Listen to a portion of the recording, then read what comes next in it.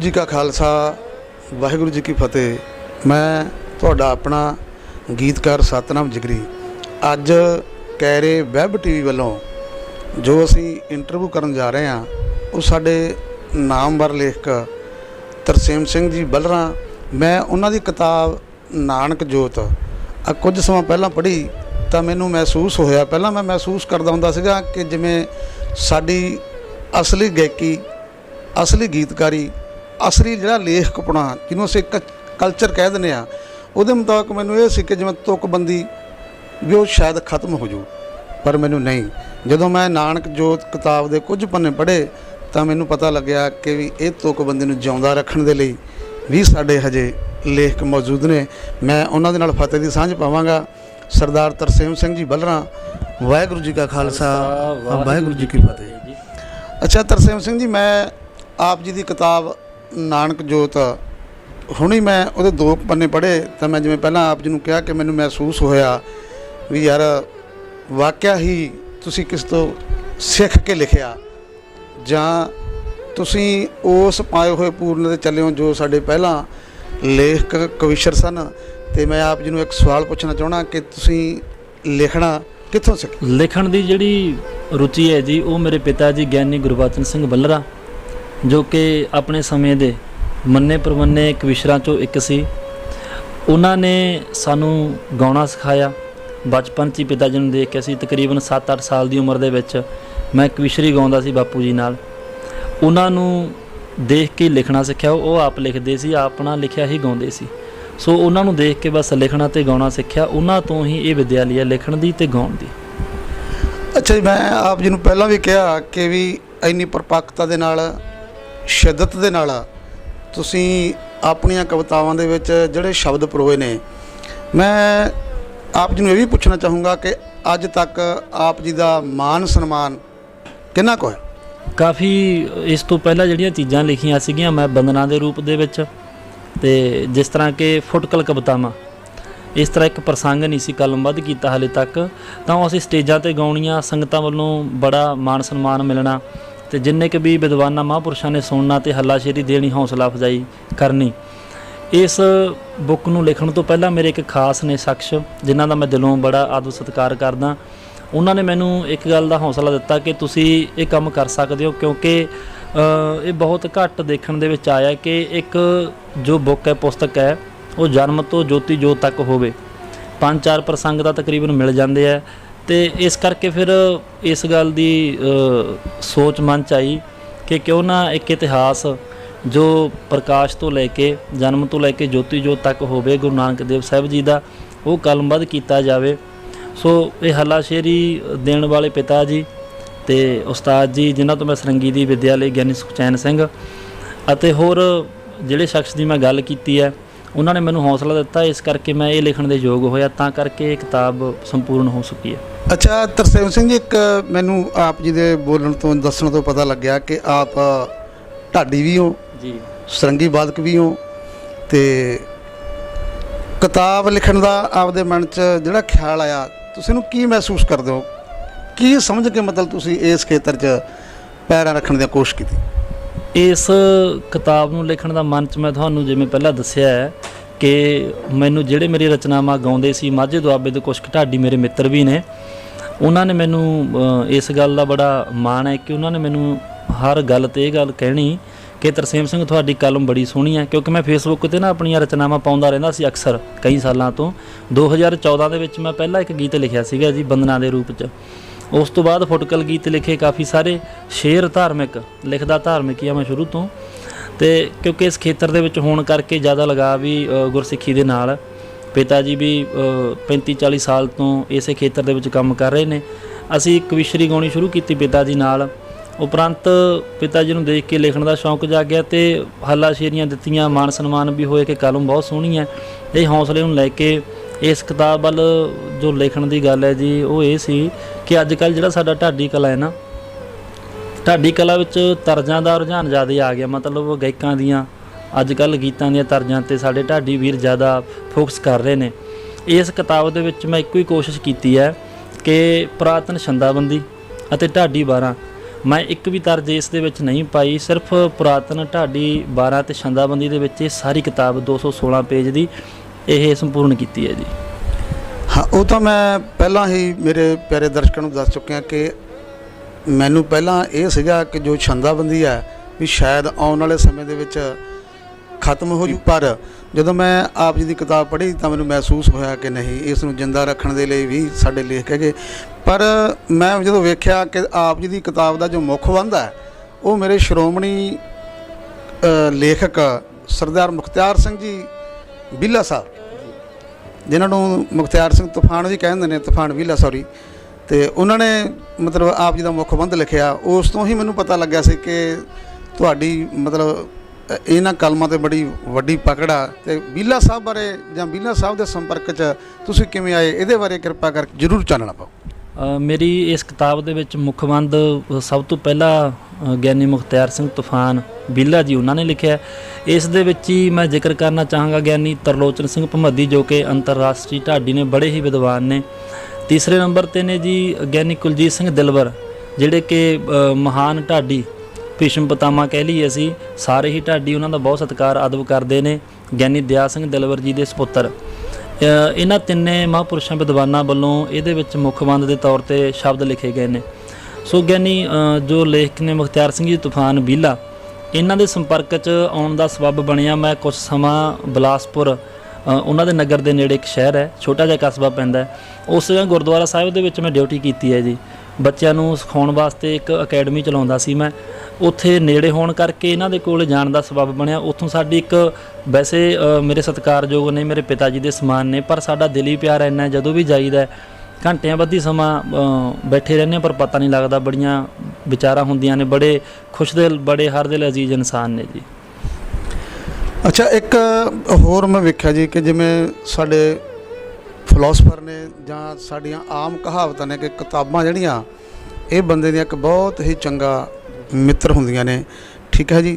ਅਤੇ ਜਿੰਨਾ ਤੁਸੀਂ ਲੇਖਕਾਂ ਢਾਡੀਆਂ ਦਾ ਨਾਮ ਲੈਤਾ ਤਾਂ ਮੈਂ ਸਮਝਦਾ ਹਾਂ ਕਿ ਤੁਸੀਂ ਉਹਨਾਂ ਦੇ ਸੰਪਰਕ 'ਚ ਆਏ ਅਤੇ ਤੁਹਾਡੀ ਕਲਮ ਦੇ ਵਿੱਚ ਐਡਾ ਵਧੀਆ ਨਿਖਾਰ ਆ।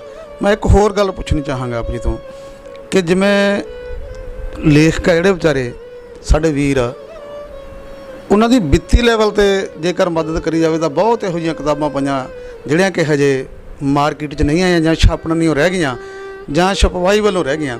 ਤਾਂ ਮੈਂ ਆਪ ਜੀ ਤੋਂ ਇੱਕ ਸਵਾਲ ਪੁੱਛਣਾ ਚਾਹੂੰਗਾ ਕਿ ਇਸ ਕਿਤਾਬ ਦੇ ਵਿੱਚ ਵਿੱਤੀ ਮਦਦ ਆਪ ਜੀ ਦੀ ਕਿਹਨਾਂ ਨੇ ਕੀਤੀ? ਵਿੱਤੀ ਮਦਦ ਤਾਂ ਮੈਂ ਕਿਸੇ ਤੋਂ ਨਹੀਂ ਲਈ, ਕਿਉਂਕਿ ਜੇ ਆਪਣੇ ਅੰਦਰ ਕੁਝ ਕਰਨ ਦਾ ਹੌਸਲਾ ਹੋਵੇ ਨਾ ਤਾਂ ਹਰ ਇੱਕ ਚੀਜ਼ ਸੰਭਵ ਹੈ ਦੁਨੀਆ ਦੇ ਵਿੱਚ।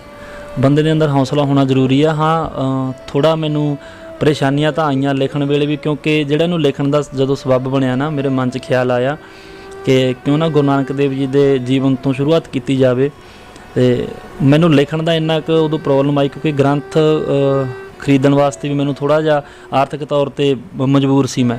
ਇਸ ਕਰਕੇ PDF ਲਏ ਮੋਬਾਈਲ ਦੇ ਵਿੱਚੋਂ। ਮੈਂ ਤਕਰੀਬਨ 8-9 ਇਤਿਹਾਸਕ ਗ੍ਰੰਥ ਜੋ ਸਾਡੇ ਧਰਮ ਦੇ ਮਾਨਤਾ ਪ੍ਰਾਪਤ ਨੇ, ਸਿੱਖ ਧਰਮ ਦੇ ਅੰਦਰ, ਸੂਰਜ ਪ੍ਰਕਾਸ਼ ਤੋਂ ਲਾ ਲਓ, ਤਵਾਰੀ ਗੁਰੂ ਖਾਲਸਾ, ਅਤੇ ਭਾਈ ਮਨੀ ਸਿੰਘ ਵਾਲੀ ਜਨਮ ਸਾਖੀ ਭਾਈ ਬਾਲਾ ਜੀ ਵਾਲੀ, ਤਕਰੀਬਨ ਮਹਾਨ ਜਨਮ ਸਾਖੀ ਆਪਾਂ ਕਹਿ ਲਈਏ, ਮੈਂ ਉਹ ਪੜ੍ਹੀਆਂ PDF 'ਤੇ। PDF ਪੜ੍ਹ ਕੇ ਜੀ ਉਸ ਤੋਂ ਬਾਅਦ ਮੈਂ ਇਹ ਕਿਤਾਬ ਲਿਖਣ ਦਾ ਉਪਰਾਲਾ ਕੀਤਾ, ਅਤੇ ਵਿੱਤੀ ਮਦਦ ਹਾਲੇ ਤੱਕ ਤਾਂ ਨਹੀਂ ਕਿਸੇ ਤੋਂ ਲਈ। ਅੱਛਾ, ਜਿਵੇਂ ਆਪ ਜੀ ਨੇ ਕਿਹਾ ਕਿ ਪਹਿਲਾਂ ਸਾਡੇ ਫਾਦਰ ਸਾਹਿਬ ਸਰਦਾਰ ਗੁਰਬਚਨ ਸਿੰਘ ਜੀ ਬੱਲਰਾਂ ਕਵੀਸ਼ਰ ਸਨ, ਉਸ ਤੋਂ ਬਾਅਦ ਸਟੈਪ ਦਰ ਸਟੈਪ ਅੱਜ ਕੱਲ੍ਹ ਉਹ ਜੇ ਇਹ ਕਹਿ ਲਈਏ ਕਿ ਪੰਜਾਬ ਦੇ ਹੀ ਨਹੀਂ ਬਲਕਿ ਇੰਟਰਨੈਸ਼ਨਲ ਪੱਧਰ ਦੇ ਮਾਨਤਾ ਪ੍ਰਾਪਤ ਉਹ ਢਾਡੀ ਨੇ। ਅਤੇ ਮੈਂ ਆਪ ਜੀ ਤੋਂ ਇਹ ਵੀ ਪੁੱਛਣਾ ਚਾਹੂੰਗਾ ਕਿ ਆਪ ਜੀ ਦਾ ਸਫ਼ਰ, ਜਿਸ ਤਰ੍ਹਾਂ ਕਿ ਆਪ ਜੀ ਨੇ ਕਿਹਾ ਕਿ ਪਹਿਲਾਂ ਕਵੀਸ਼ਰੀ ਕਰਦੇ ਸੀ, ਤੁਹਾਡਾ ਸਫ਼ਰ ਵੀ ਇੱਥੋਂ ਤੱਕ ਕਵੀਸ਼ਰੀ ਤੋਂ ਲੈ ਕੇ ਢਾਡੀ ਤੱਕ ਦਾ, ਮੈਂ ਇਹਦੇ ਬਾਰੇ ਵੀ ਆਪ ਜੀ ਤੋਂ ਪੁੱਛਣਾ ਚਾਹੂੰਗਾ। ਤਕਰੀਬਨ 1998 ਦੇ ਵਿੱਚ, ਕਿਉਂਕਿ 90 ਦਾ ਮੇਰਾ ਜਨਮ ਹੈ ਜੀ, 8 ਕੁ ਸਾਲ ਦੀ ਉਮਰ ਦੇ ਵਿੱਚ, ਕਿਉਂਕਿ ਘਰੇ ਸੀ, ਬਾਪੂ ਜੀ ਨਾਲ ਸਾਥੀਆਂ ਨੇ ਆਉਣਾ, ਗਾਉਣਾ, ਘਰੇ ਰਿਹਰਸਲ ਕਰਨੀ, ਮਿਹਨਤ ਕਰਨੀ, ਉਦੋਂ ਅਸੀਂ ਕੋਲੇ ਬੈਠਣਾ। ਉਹ ਇਹੋ ਜਿਹੀ ਚੇਟਕ ਲੱਗੀ, ਗਾਉਣ ਲੱਗ ਜਾਣਾ। ਪਿਤਾ ਜੀ ਨੇ ਸੁਣਿਆ ਵੀ ਆਵਾਜ਼ ਵੀ ਠੀਕ ਹੈ, ਰੁਚੀ ਵੀ ਹੈਗੀ ਹੈ, ਤਾਂ ਸਾਨੂੰ ਬਚਪਨ 'ਚ ਹੀ ਗਾਉਣ ਲਾ ਲਿਆ ਸੀ ਨਾਲ। ਅਸੀਂ ਸਕੂਲਾਂ 'ਚ, ਫੈਸਟੀਵਲਾਂ 'ਚ ਉਦੋਂ ਜਾਣਾ, ਮੈਂ ਗੀਤ ਗਾਉਣੇ 15 ਅਗਸਤ 'ਤੇ 26 ਜਨਵਰੀ 'ਤੇ, ਅਤੇ ਉੱਥੋਂ ਉਹਨਾਂ ਨੇ ਮੈਡਲ ਦੇਣੇ, ਉਹ ਟਰੋਫੀਆਂ ਦੇਣੀਆਂ, ਹੈ ਨਾ, ਸਨਮਾਨ ਕਰਨਾ। ਚਲੋ ਇਸ ਤੋਂ ਫਿਰ ਅਸੀਂ ਕਵਿਸ਼ਰੀ ਸ਼ੁਰੂ ਕਰਤੀ। ਉਦੋਂ ਬੱਚੇ ਜਿਹੜਾ ਜਦੋਂ ਅਸੀਂ ਪ੍ਰੋਗਰਾਮ ਤੇ ਜਾਣਾ ਪਿਤਾ ਜੀ ਨਾਲ, ਲੋਕਾਂ ਨੇ ਸੁਣਨਾ ਕਿ ਛੋਟਾ ਜਿਹਾ ਬੱਚਾ ਹੈ, ਆਵਾਜ਼ ਪਿਆਰੀ ਹੈ, ਤਾਂ ਉਹਨਾਂ ਨੇ ਹੌਸਲਾ ਅਫਜ਼ਾਈ ਵੀ ਕਰਨੀ, ਮਾਣ ਸਨਮਾਨ ਵੀ ਕਰਨਾ। 1998 ਦੇ ਵਿੱਚ ਪਿਤਾ ਜੀ ਨਾਲ ਬਾਹਰ ਪ੍ਰੋਗਰਾਮਾਂ ਤੇ ਜਾਣ ਲੱਗੇ ਤੇ 2000 ਦੇ ਵਿੱਚ 2 ਸਾਲ ਅਸੀਂ ਕਵਿਸ਼ਰੀ ਕੀਤੀ ਬਾਪੂ ਜੀ ਨਾਲ। ਸੰਨ 2000 ਦੇ ਵਿੱਚ ਗਿਆਨੀ ਸੁਖਚੈਨ ਸਿੰਘ ਜੀ, ਜੋ ਕਿ ਸਾਡੇ ਜਾਖਲ ਉੱਥੇ ਗੁਰਦੁਆਰਾ ਸਾਹਿਬ ਡਿਊਟੀ ਕਰਦੇ ਸੀ, ਉਹ ਸਰੰਗੀ ਜਾਣਦੇ ਸੀ। ਸਾਨੂੰ ਪਤਾ ਲੱਗਿਆ ਕਿ ਉਹ ਸਰੰਗੀ ਵਜਾ ਲੈਂਦੇ ਨੇ। ਉਹਨਾਂ ਤੋਂ ਮੈਂ ਸਰੰਗੀ ਸਿੱਖਣ ਜਾਣਾ ਸਾਈਕਲ 'ਤੇ। ਤਕਰੀਬਨ ਮੈਂ 5-6 ਮਹੀਨੇ ਉਹਨਾਂ ਕੋਲ ਗਿਆ ਸਰੰਗੀ ਦੀ ਵਿੱਦਿਆ ਲਈ। ਅਤੇ 2001 ਦੇ ਵਿੱਚ ਪਹਿਲੀ ਸਟੇਜ ਦਾਤੇਵਾਸ ਦੀ ਲਾਈ ਗੁਰਦੁਆਰਾ ਸਾਹਿਬ ਦੇ ਵਿੱਚ ਢਾਡੀ ਜਥੇ ਦੇ ਰੂਪ ਵਿੱਚ। ਮਤਲਬ ਕਿ ਅਸੀਂ ਪਿਤਾ ਜੀ ਨਾਲ 2-3 ਸਾਲ ਕਵਿਸ਼ਰੀ ਕਰਕੇ ਉਸ ਤੋਂ ਉਪਰੰਤ ਢਾਡੀ ਜਥਾ ਤਿਆਰ ਕਰ ਲਿਆ। ਘਰ ਦਾ ਹੀ 2 ਮੇਰੀਆਂ ਸਿਸਟਰਾਂ ਨਾਲ ਹੁੰਦੀਆਂ ਸਾਡੇ, ਮੈਂ ਸਰੰਗੀ 'ਤੇ ਹੋਣਾ, ਪਿਤਾ ਜੀ ਨੇ ਪ੍ਰਚਾਰਕ ਕਮੈਂਟਰੀ ਕਰਨੀ। ਅਤੇ ਇਸ ਤਰ੍ਹਾਂ ਸਾਡਾ ਢਾਡੀ ਜਥੇ ਦਾ ਸਫ਼ਰ ਸ਼ੁਰੂ ਹੋਇਆ। ਜਿਸ ਤਰ੍ਹਾਂ ਕਿ ਮੈਂ ਮੇਰੇ ਪਿਆਰੇ ਦਰਸ਼ਕਾਂ ਨੂੰ ਪਹਿਲਾਂ ਵੀ ਦੱਸ ਚੁੱਕਿਆ ਕਿ ਕਿਤਾਬਾਂ ਤਾਂ ਤਕਰੀਬਨ ਆਪਾਂ ਸਾਰੇ ਹੀ ਪੜ੍ਹਦੇ ਹਾਂ। ਜੇ ਇਹ ਕਹਿ ਲਵਾਂ ਕਿ ਮੈਂ ਵੀ ਕਿਤਾਬਾਂ ਬਹੁਤ ਪੜ੍ਹਦਾ, ਪਰ ਮੈਂ ਦੁਬਾਰਾ ਫਿਰ ਆਪ ਜੀ ਨੂੰ ਕਹੂੰਗਾ ਕਿ ਮੈਂ ਜੋ ਛੰਦਾਬੰਦੀ ਆ ਉਸ ਕਿਤਾਬਾਂ ਜਿਹੜੀਆਂ ਉਸ ਤਰ੍ਹਾਂ ਦੀਆਂ, ਮੈਂ ਇਹ ਕਿਤਾਬ ਜੋ ਨਾਨਕ ਜੋਤ ਸਰਦਾਰ ਤਰਸੇਮ ਸਿੰਘ ਜੀ ਬੱਲਰਾਂ ਨੇ ਲਿਖੀ ਆ, ਇਹ ਪੜ੍ਹਨ ਵਾਲੀ ਕਿਤਾਬ ਹੈ ਔਰ ਬਹੁਤ ਹੀ ਵਧੀਆ ਕਿਤਾਬ ਹੈ, ਮੈਨੂੰ ਬੜੀ ਜਚੀ। ਅਤੇ ਮੈਂ ਤਰਸੇਮ ਸਿੰਘ ਜੀ ਨੂੰ ਬੇਨਤੀ ਕਰੂੰਗਾ ਕਿ ਕਿਰਪਾ ਕਰਕੇ, ਜਿਵੇਂ ਕਿ ਤੁਸੀਂ ਛੰਦਾਬੰਦੀ ਆ, ਅਤੇ ਮੈਂ ਤੁਹਾਨੂੰ ਕਹੂੰਗਾ ਕਿ ਵੀ ਆਪਦੀ ਕਵਿਤਾ ਦੇ ਇਸ ਕਿਤਾਬ ਦੇ ਵਿੱਚੋਂ 4 ਬੋਲ ਸਾਨੂੰ ਬੋਲ ਕੇ ਸੁਣਾ। ਇੱਕ ਪ੍ਰਸੰਗ ਹੈ ਜੀ ਹਮਜ਼ਾ ਗੌਸ ਦਾ, ਜਿਹੜਾ ਕਿ ਬੜੇ ਢਾਡੀ ਗਾਉਂਦੇ ਨੇ, ਸਾਰੀ ਸੰਗਤਾਂ ਜਾਣਦੀਆਂ ਮੈਨੇ, ਦਰਸ਼ਕਾਂ ਨੂੰ ਤਕਰੀਬਨ ਆਮ ਤੌਰ 'ਤੇ ਪ੍ਰਸੰਗ ਸੁਣਦੇ ਰਹਿੰਦੇ ਨੇ ਢਾਡੀ ਜੱਥਿਆਂ ਤੋਂ। ਹਮਜ਼ਾ ਗੌਸ ਜੀ ਨਾਲ ਗੁਰੂ ਜੀ ਦੇ ਸਵਾਲ ਜਵਾਬ ਨੇ। ਜਦੋਂ ਚਿੱਲੇ 'ਤੇ ਬੈਠ ਗਏ ਕਿ ਸ਼ਹਿਰ ਨੂੰ ਗਰਕ ਕਰਨਾ, ਤਾਂ ਉਸ ਸਮੇਂ ਗੁਰੂ ਜੀ ਨੇ ਜੋ ਸਵਾਲ ਜਵਾਬ ਹੋਏ ਨੇ ਕਿ ਇੱਕ ਗੁਨਾਹੀ ਦੇ ਬਦਲੇ ਸਾਰਿਆਂ ਨੂੰ ਗੁਨਾਹਗਾਰ ਸਾਬਤ ਕਰ ਦੇਣਾ, ਇਹ ਫਕੀਰਾਂ ਵਾਸਤੇ ਠੀਕ ਗੱਲ ਨਹੀਂ। ਇਹ ਮਿਸ਼ਰਤ ਛੰਦ ਦੇ ਵਿੱਚ ਮੈਂ ਕਲਮਬੱਧ ਕੀਤਾ ਸੀਗਾ ਜੀ। ਇਹਨੂੰ ਮੈਂ ਆਪ ਜੀ ਨੂੰ 2 ਲਾਈਨਾਂ ਸੁਣਾਉਣ ਦਾ ਯਤਨ ਕਰਦਾ ਜੀ। ਹੋ ਚੇਲਿਆਂ ਤੋਂ ਪੁੱਛ ਪਹੁੰਚ ਗਿਆ ਗੁਰੂ ਨਾਨਕ ਦੇ ਕੋਲੇ, ਲਾਲ ਅੱਖਾਂ ਕਰ ਘੂਰੇ ਬੋਲ ਕਬੋਲ ਪਿਆ ਬੋਲੇ, ਲਾਲ ਅੱਖਾਂ ਕਰ ਘੂਰੇ ਬੋਲ ਕਬੋਲ ਪਿਆ ਬੋਲੇ, ਪਰਨ ਤੁੜਾਇਆ ਮੇਰਾ ਹੋ ਪਰਨ ਤੁੜਾਇਆ ਮੇਰਾ, ਦੱਸ ਤੈਨੂੰ ਕੀ ਚਾਹੀਦਾ, ਇੱਕ ਗੁਨਾਹੀ ਬਦਲੇ ਸਭ ਨੂੰ ਨਹੀਂ ਸਤਾਈਦਾ, ਇੱਕ ਗੁਨਾਹੀ ਬਦਲੇ ਸਭ ਨੂੰ ਨਹੀਂ ਸਤਾਈਦਾ, ਦਰਵੇਸ਼ਾਂ ਨੂੰ ਕਹਿਰ ਪੀਰ ਜੀ ਚੰਗਾ ਨਹੀਂ ਕਰਨਾ, ਜਿਸ ਨੇ ਦਗਾ ਕਮਾਇਆ ਉਹਨੂੰ ਲੇਖਾ ਪਊ ਭਰਨਾ, ਜਿਸ ਨੇ ਦਗਾ ਕਮਾਇਆ ਉਸ ਨੂੰ ਲੇਖਾ ਪਊ ਭਰਨਾ, ਉਹ ਮੰਦੜੇ ਛੱਡ ਤਰਸੇਮ ਸਿੰਘਾ ਕਰ ਕੰਮ ਭਲਾਈ ਦਾ, ਇੱਕ ਗੁਨਾਹੀ ਬਦਲੇ ਸਭ ਨੂੰ ਨਹੀਂ ਸਤਾਈਦਾ, ਇੱਕ ਗੁਨਾਹੀ ਬਦਲੇ ਸਭ ਨੂੰ ਨਹੀਂ ਸਤਾਈਦਾ। ਬਹੁਤ ਅੱਛਾ ਜੀ। ਮੈਂ ਆਉਣ ਵਾਲੇ ਸਮੇਂ ਦੇ ਜਿੰਨੇ ਵੀ ਮੇਰੇ ਲੇਖਕ ਵੀਰ ਨੇ, ਜੇ ਮੈਂ ਇਹ ਕਹਿ ਲਵਾਂ ਕਿ ਜਿਨ੍ਹਾਂ ਨੇ ਧਾਰਮਿਕ ਢਾਡੀ ਜਾਂ ਕਵਿਸ਼ਰੀ ਦੇ ਰੂਪ ਦੇ ਵਿੱਚ ਕਵਿਤਾਵਾਂ ਜਾਂ ਪ੍ਰਸੰਗ ਲਿਖਣੇ ਆ, ਤਾਂ ਮੈਂ ਇਹ ਮਤਲਬ ਦਿਲੋਂ ਇਹ ਕਹਿ ਰਿਹਾ ਔਰ ਮੈਂ ਦਾਅਵਾ ਕਰਦਾ ਕਿ ਉਸ ਲੇਖਕ ਨੂੰ, ਨਵੇਂ ਲੇਖਕ ਨੂੰ, ਜਿਹੜੇ ਹਜੇ ਲਿਖਣਾ ਸਿੱਖਦੇ ਨੇ ਜਾਂ ਜਿਹੜੇ ਲਿਖਣ ਦੀ ਕੋਸ਼ਿਸ਼ ਕਰਦੇ ਨੇ, ਮੈਂ ਪੂਰੇ ਵਿਸ਼ਵਾਸ ਨਾਲ ਕਹਿਣਾ ਕਿ ਉਸ ਨੂੰ ਇਹ ਕਿਤਾਬ ਜੋ ਤਰਸੇਮ ਸਿੰਘ ਜੀ ਬੱਲਰਾਂ ਵੱਲੋਂ ਲਿਖੀ ਗਈ ਆ ਨਾਨਕ ਜੋਤ, ਇਹ ਉਹਨੂੰ ਜ਼ਰੂਰ ਪੜ੍ਹ ਲੈਣੀ ਚਾਹੀਦੀ। ਅੱਛਾ ਤਰਸੇਮ ਸਿੰਘ ਜੀ, ਮੈਨੂੰ ਪਤਾ ਲੱਗਿਆ ਕਿ ਆਪ ਜੀ ਨੂੰ 골ਡ ਮੈਡਲ ਦੇ ਨਾਲ ਸਨਮਾਨਿਤ ਕੀਤਾ ਗਿਆ, ਅਤੇ ਜੇ ਮੈਂ ਇਹ ਕਹਿ ਲਵਾਂ ਕਿ ਆਪ ਜੀ ਦੀ ਪਹਿਲੀ ਬੁੱਕ ਜਿਹੜੀ ਉਹ 골ਡ ਮੈਡਲਿਸਟ ਹੋ ਗਈ, ਤਾਂ ਇਹਦੇ ਵਿੱਚ ਕੋਈ ਅਤਕਥ ਨਹੀਂ ਦਿੰਦੇ। ਤੁਸੀਂ ਜਿਹੜਾ 골ਡ ਮੈਡਲ ਆਪ ਜੀ ਨੂੰ ਮਿਲਿਆ, ਉਹਦੇ ਬਾਰੇ ਆਪ ਜੀ ਕੀ ਕਹਿਣਾ ਚਾਹੋਗੇ? ਤਕਰੀਬਨ ਹਰ ਇੱਕ ਮਿਹਨਤ ਕਰਨ ਵਾਲੇ ਬੰਦੇ ਦਾ ਸੁਪਨਾ ਹੁੰਦਾ ਕਿ ਮੇਰੀ ਚੀਜ਼ ਨੂੰ ਲੋਕ ਪ੍ਰਵਾਨ ਕਰਨ, ਉਹ ਸਨਮਾਨੀ ਜਾਵੇ। ਅਤੇ ਜਿਹੜਾ ਇਹ ਸਨਮਾਨ ਹੈ ਜੀ 골ਡ ਮੈਡਲ ਦਾ, ਇੱਥੋਂ ਤੱਕ ਪਹੁੰਚਣ ਵਾਸਤੇ ਪਤਾ ਨਹੀਂ ਕਿੰਨੀਆਂ ਕੁ ਮਿਹਨਤਾਂ ਕਰਨੀਆਂ ਪੈਂਦੀਆਂ ਨੇ, ਪਰ ਮੇਰੇ ਤਾਂ ਵੱਡੇ ਭਾਗ ਨੇ। ਉਹ ਵੀ ਰੱਬੀ ਰੂਹਾਂ ਦੇ ਹੱਥੋਂ ਸਨਮਾਨ ਲੈਣਾ। ਸੰਤ ਬਾਬਾ ਅਵਤਾਰ ਸਿੰਘ ਜੀ ਘਰਿਆਲੇ ਵਾਲੇ ਮਹਾਂਪੁਰਸ਼ ਇੱਕ ਉਹ ਰੂਹ ਨੇ ਅੱਜ ਦੇ ਅਜੋਕੇ ਸਮੇਂ ਦੇ ਵਿੱਚ। ਜਦੋਂ ਕਿ ਸਾਡੀ ਢਾਡੀ ਕਲਾ ਇੱਕ ਨਿਘਾਰ ਵਾਲੇ ਪਾਸੇ ਜਾ ਰਹੀ ਹੈ, ਨਾ ਕੋਈ ਅੱਜ ਕੱਲ੍ਹ ਦੇ ਨੌਜਵਾਨ ਕਲਾਕਾਰਾਂ ਪਿੱਛੇ ਨੇ ਸੁਣਨਾ ਪਸੰਦ ਹੀ ਨਹੀਂ ਕਰਦੇ, ਪਰ ਬਾਬਾ ਜੀ ਨੇ ਇੱਥੋਂ ਤੱਕ ਸਨਮਾਨ ਬਖਸ਼ਦੇ ਨੇ ਢਾਡੀਆਂ ਨੂੰ, ਆਏ ਦਿਨ ਕਵਿਸ਼ਰੀ ਮੁਕਾਬਲੇ, ਢਾਡੀ ਮੁਕਾਬਲੇ ਕਰਵਾਉਂਦੇ ਰਹਿਣਾ ਤੇ ਉਹਨਾਂ ਨੂੰ ਵੱਡੇ ਵੱਡੇ ਲੱਖਾਂ ਦੇ ਸਨਮਾਨਾਂ ਨਾਲ ਸਨਮਾਨਿਤ ਕਰਨਾ, ਇਹ ਹੌਸਲਾ ਦੇਣਾ ਹੈ ਸਾਡੀ ਢਾਡੀ ਕਲਾ ਨੂੰ, ਬਦਲਣ ਫੁੱਲਣ ਦਾ ਮੌਕਾ ਦੇਣਾ ਹੈ। ਤੇ ਜਿਹੜੀ ਮੇਰੀ ਇਹ ਨਾਨਕ ਜੋਤ ਕਿਤਾਬ ਹੈ, ਮੇਰੀ ਜ਼ਿੰਦਗੀ ਦੀ ਪਲੇਠੀ ਪੁਸਤਕ ਹੈ ਇਹ।